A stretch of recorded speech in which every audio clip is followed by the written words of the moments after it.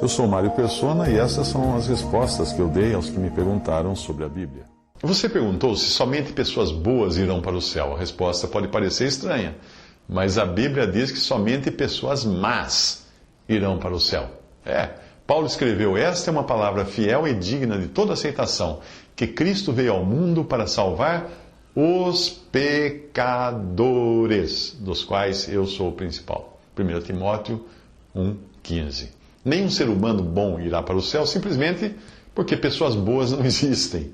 Ao menos esta é a opinião que Deus tem do ser humano, que foi transmitida por meio do apóstolo inspirado pelo Espírito Santo. Ele escreveu assim: já dantes demonstramos que tanto judeus como gregos, ou gentios, todos estão debaixo do pecado, como está escrito: não há um justo, nenhum sequer. Não há ninguém que entenda, não há ninguém que busque a Deus. Todos se extraviaram, juntamente se fizeram inúteis. Não há quem faça o bem, não há nenhum só. A sua garganta é um sepulcro aberto, com as suas línguas tratam enganosamente. Peçonha de áspides está debaixo de seus lábios, cuja boca está cheia de maldição e amargura. Os seus pés são ligeiros para derramar sangue. Nos seus caminhos há destruição e miséria. Não conhecem o caminho da paz. Não conheceram o caminho da paz. Não há temor de Deus diante de seus olhos. Ora, nós sabemos que tudo o que a lei diz, aos que estão debaixo da lei o diz, para que toda a boca esteja fechada e todo mundo seja condenável diante de Deus. Por isso, nenhuma carne será justificada diante dele, diante de Deus, pelas obras da lei, porque pela lei vem o conhecimento do pecado. Não a justificação, obviamente. Romanos 3, 9 a 20. A menos que você se reconheça membro desse time que foi descrito na carta aos Romanos, não há qualquer esperança de você chegar ao céu. O ponto de partida está em você se reconhecer pecador e incapaz. Nós não temos em nós mesmos capacidades ou condições de chegar à presença de Deus apresentando um átomo sequer de bondade para Deus. O padrão de Deus é perfeito, porque o padrão de Deus é Cristo, o homem é perfeito. Você teria coragem de dizer que é tão perfeito quanto Jesus? Não. Você teria coragem de dizer que a sua vida é tão santa e pura quanto a dele foi? Não. Nenhum ser humano na face da terra poderia se comparar ao Filho de Deus. Talvez você diga assim, mas nós temos que imitá-lo.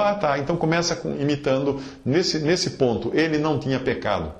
Nunca pecou e seria incapaz de pecar. Já a partir daí você já perdeu a jornada. Por isso Deus, por não encontrar um ser humano tão perfeito e imaculado quanto Jesus, precisou entregar o seu próprio Filho, o qual se fez carne, habitou entre nós, na sua senda até a cruz. Este é o tema central da Bíblia. O Filho de Deus encarnado, Deus vindo ao mundo na condição humana, porém sem pecado.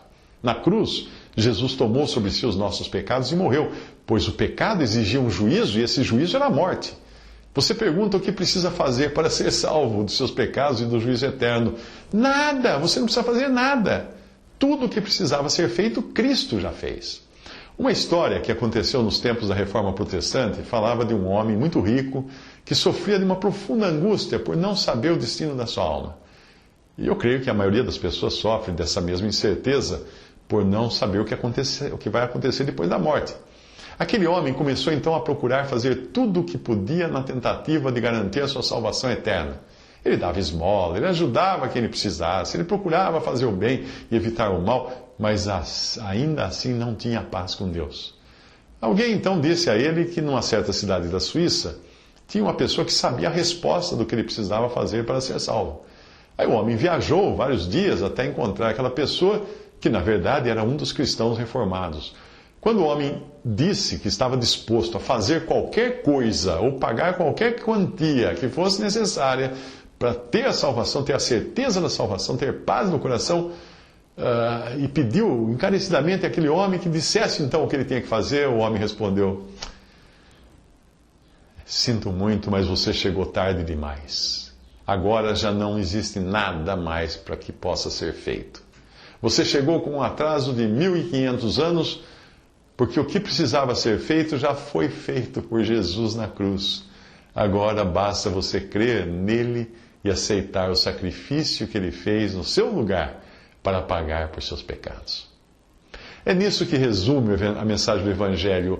A obra já foi feita e agora nós temos ressuscitado esse que morreu na cruz, esse que consumou a obra da salvação, Jesus, o Filho de Deus.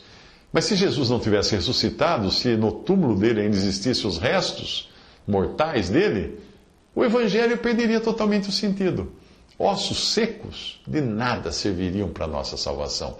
Jesus teria sido apenas mais um que passou por aqui, falou coisas bonitas, como fizeram muitos filósofos, fez o bem a muitas pessoas, mas nada que pudesse garantir o nosso destino eterno. Nós não somos salvos por aprender belas frases, ou até mesmo por decorar versículos da Bíblia, mas por Jesus ter morrido por nossos pecados. Deus, vendo a obra completa e toda a justiça cumprida, ressuscitou a Jesus da morte. O seu túmulo agora está vazio. Aquilo que chamam de Santo Sepulcro, lá em Jerusalém, que é lugar de peregrinação, visitado por pessoas do mundo inteiro, de diferentes correntes do cristianismo, que acham que existe algum poder miraculoso ali. Aquilo não serve para coisa alguma. É um buraco. É apenas uma cova vazia. Jesus não está lá. Os que visitam aquele lugar deveriam se lembrar das palavras do anjo que falou às mulheres que foram ao túmulo de Jesus, que estava vazio. Os anjos disseram: por que buscais o vivente entre os mortos? Não está aqui, ressuscitou. Lucas 24, 5 a 6. Jesus ressuscitou, está no céu, aguardando o momento quando virá buscar aqueles que creem nele, os que pela fé receberam a salvação. Porém, um ponto importante a ser entendido é que quando falamos da palavra de Deus, não é por um raciocínio lógico que nós pregamos uma mensagem para levar a pessoa à salvação, não. Deus designou homens para pregar o Evangelho, sim, que é uma tarefa que ele não deu aos anjos, mas ele quis que homens falhos, pecadores e que um dia foram salvos por conhecer essa graça, pregassem o Evangelho. Mas esteja você certo de que nenhum homem pode convencer outro ser humano sobre a verdade que está nas Escrituras. E ninguém pode convencer sequer a si mesmo, porque não é algo que dependa do grau de conhecimento ou de inteligência. Se alguém achar que será salvo por ter feito muitos cursos de teologia, ou que será capaz de salvar muitas pessoas porque tem uma bagagem cultural, uma oratória boa, saiba que o mais provável é que venha a ocorrer o contrário, pois esses cursos, essas capacidades podem até atrapalhar. A carta de Paulo aos Romanos diz que o poder não está na pessoa que prega, ou naquela que escuta, mas na mensagem pregada.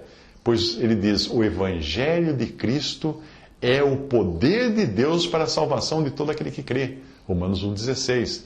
Nós estamos falando aqui de um poder sobrenatural que extrapola qualquer capacidade humana, que homem nenhum é capaz de manipular. O Evangelho é o poder de Deus. Em Romanos 10,17, ele diz que a fé é pelo ouvir.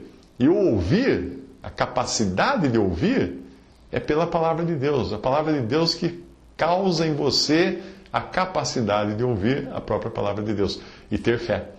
Quando você escuta a palavra de Deus pregada por um homem cheio de defeitos, como qualquer outro, quando você ouve e escuta dele a velha história de Jesus morrendo por nossos pecados e ressuscitando ao terceiro dia, o Espírito Santo vem e opera no seu coração. E o que você tem de fazer em resposta a essa mensagem? Diga sim! Diga sim! Compare a aceitação da mensagem do Evangelho a uma cerimônia de casamento, quando é perguntado à noiva se ela deseja aceitar o noivo como seu esposo. O que a noiva diz? Sim! Sim! Uma palavra tão pequenininha, mas com um peso tão grande. Se aquele sim pode mudar por completo a vida da noiva, quanto mais poderá fazer o sim que você disser a Jesus. Basta você aceitar o presente de Deus, crer nele, crer na sua palavra, crer em Jesus. Basta você dizer no seu coração: sim, Senhor, eu quero ser salvo, eu aceito que Jesus morreu no meu lugar, levou os meus pecados.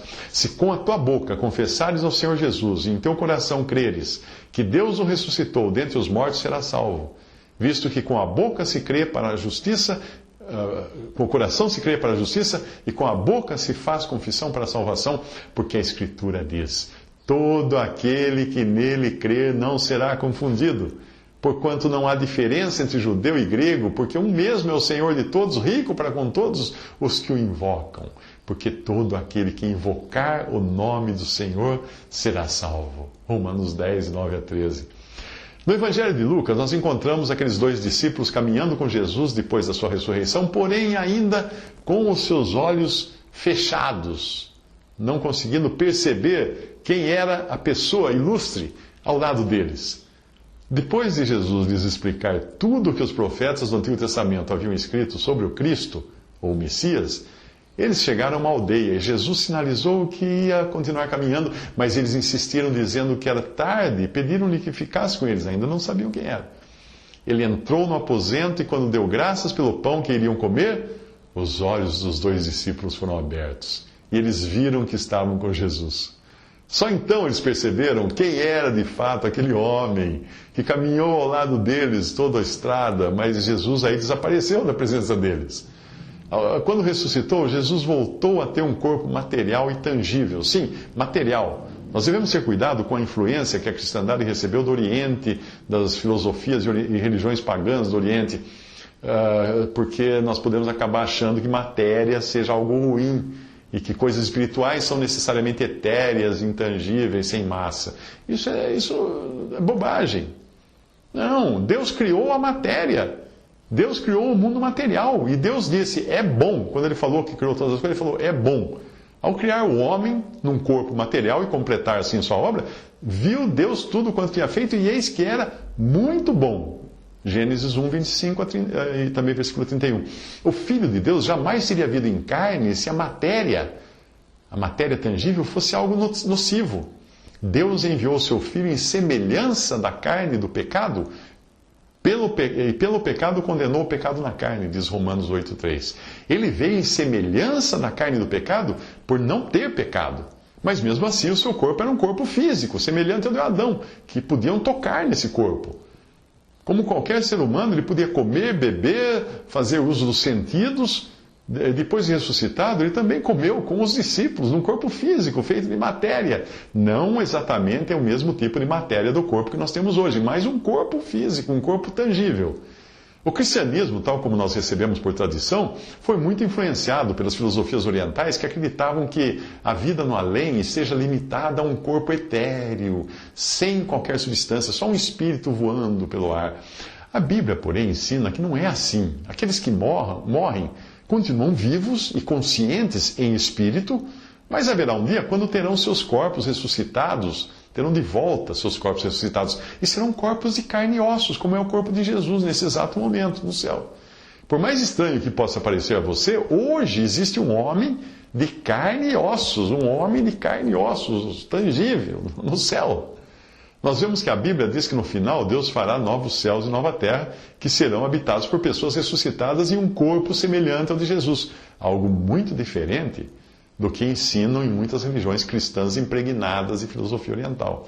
Mas voltando agora para os discípulos da estrada de Emaús, Jesus desapareceu da presença deles porque, apesar de estar em um corpo ressuscitado de carne e ossos, ainda assim era um corpo com características diferentes do nosso corpo mortal. Isso é, ele era capaz de aparecer e desaparecer, ou de entrar e sair de um aposento com portas e janelas trancadas. Assim que ele deixou os discípulos, no versículo 32 de Lucas 24, nós lemos que os discípulos comentavam entre si, porventura não ardia em nós o nosso coração, quando pelo caminho nos falava e quando nos abria as Escrituras? E na mesma hora, levantando-se, tornaram para Jerusalém. É bom lembrar que o relato indica que no início eles estavam se afastando de Jerusalém e caminhando em direção a Emaús. Mas depois de tudo que passaram, decidiram voltar para Jerusalém, o lugar onde estavam os outros discípulos e onde deveriam permanecer, conforme as instruções do próprio Senhor, que antes tinha dito a eles: ficai, porém, na cidade de Jerusalém, até que do alto sejais revestidos de poder. Lucas 24, 49, o Senhor estava se referindo, obviamente, à descida do Espírito Santo em Atos 2. Por que aquilo que Jesus lhes dizia no caminho a respeito das Escrituras ardia seus corações? Porque assim é o poder das Escrituras, da palavra de Deus. Não é um livro qualquer, não é uma história qualquer, é o poder de Deus para a salvação de todo aquele que crê. No momento em que você entra em contato com a Bíblia, com o Evangelho, com a Palavra de Deus, você já não pode mais ficar indiferente. Você é condenado pela própria Palavra de Deus, se não crer em Jesus. Ou então você é salvo por ela, se crer em Jesus. Você já sentiu essa palavra arder no seu coração? Você já se deu conta de que o Espírito Santo estava agindo em você nesse momento? Se assim for, não existe uma resposta melhor do que você dizer sim, sim ao Senhor, quando Ele quiser falar no mais profundo do seu ser. Você precisa dizer sim para Ele, principalmente se ainda não creu no Salvador, se ainda não teve um encontro pessoal com Cristo. Deus quer que você diga sim, que se reconheça pecador e creia que o sangue de Jesus Cristo, seu Filho, nos purifica de todo pecado, como escreveu João em 1 João 1,7. Ao fazer isso, acontecerá com você algo semelhante ao que aconteceu com aqueles dois discípulos. Os seus olhos serão abertos e você dará meia volta e deixará de caminhar em sentido contrário ao lugar onde Deus quer que você esteja, a casa do Pai. Deus tinha um plano para o homem transtornou esse plano, porém Deus continua na sua infinita paciência, buscando o perdido, anunciando essa preciosa palavra para podermos crer em Jesus e recebermos a salvação eterna. Teria você coragem, depois de tudo isso, de dizer não a um convite de amor tão irresistível? Espero que não seja assim. Espero que você diga sim para Cristo. Visite Respondi.com.br. Visite 3minutos.net.